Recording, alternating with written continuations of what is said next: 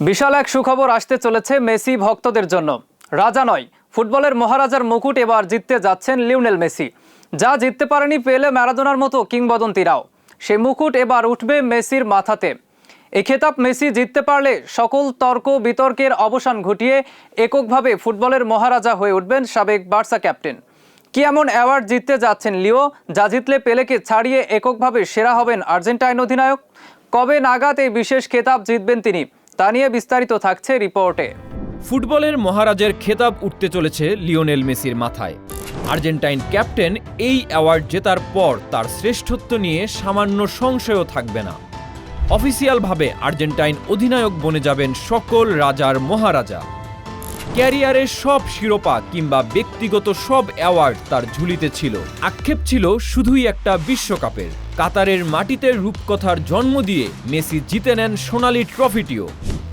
এরপরে অনেকে বলেন তিনি ব্রাজিলিয়ান কিংবদন্তি পেলের সমতুল্য হয়েছেন, কিন্তু তাকে ছাড়িয়ে যেতে পারেননি।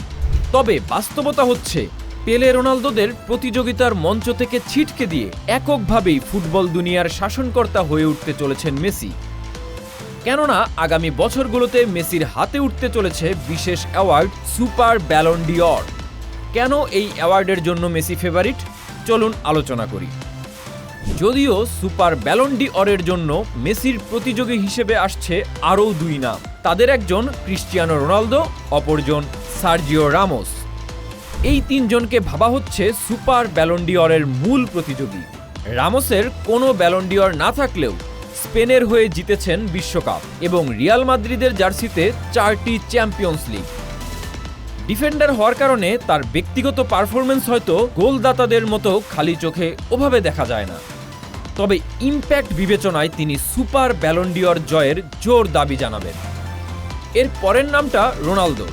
ব্যক্তিগত অর্জনের পাহাড় আছে তার। দেশের হয়ে জিতেছেন 2টি ট্রফি, আছে 5টি চ্যাম্পিয়ন্স লিগ এবং ফুটবল ইতিহাসের সর্বোচ্চ গোলদাতা তিনি।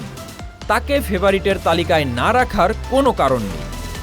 তবে লিওনেল মেসি থাকবেন হট ফেভারিট, কারণ সর্বোচ্চ সংখ্যক 8টি ব্যালন ডি'অর, সর্বোচ্চ সংখ্যক গোল্ডেন বুট, 5টি প্লে মেকিং অ্যাওয়ার্ড এবং জাতীয় দলের জার্সিতে 6 বার টুর্নামেন্ট সেরা হওয়ার রেকর্ড কেবল তারই আছে। ভিন্ন পর্যায়ে 2টি বিশ্বকাপ, অনূর্ধ্ব-20 ও মূল দল এবং 2টি কোপা আমেরিকা ট্রফি, সবকিছু মিলিয়ে মেসির হাতেই উঠতে চলেছে ফুটবলের বিরলতম সম্মান সুপার ব্যালন ডি'অর। ধারণা করা হচ্ছে 2029 সালে বা তার আশেপাশে ফরাসি ম্যাগাজিন এই বিশেষ অ্যাওয়ার্ড মেসির হাতে তুলে দিতে পারে।